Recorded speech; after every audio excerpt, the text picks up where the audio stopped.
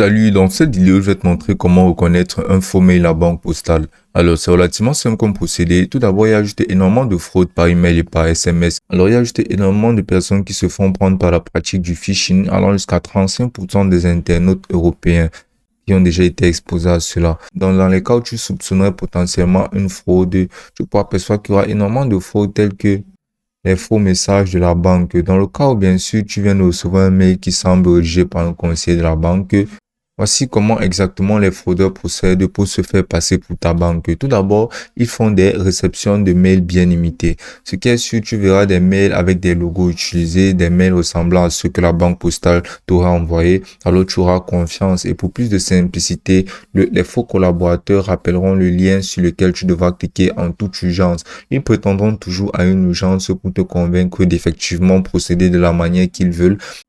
Ils peuvent prétexter à une erreur lors de ta demande d'achat pour une procédure obligatoire, une mise à jour de la connaissance client ou encore l'activation d'un service CertiCode Plus. Mais tu ne devras pas paniquer car il n'en sera absolument rien.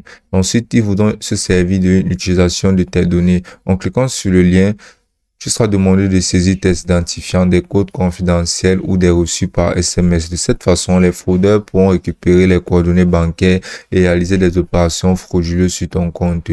Donc, tu devras adopter les bons réflexes. Alors, le tout premier réflexe que je devrais adopter sera de garder en tête que les collaborateurs de la banque ne te contacteront jamais par email ou sur les réseaux sociaux, bien quoi que ce soit pour obtenir tes informations personnelles. Tu devras garder pour toi tes codes d'accès, tes numéros de carte bancaire, tes numéros de compte, ainsi que toutes les informations bancaires ou personnelles.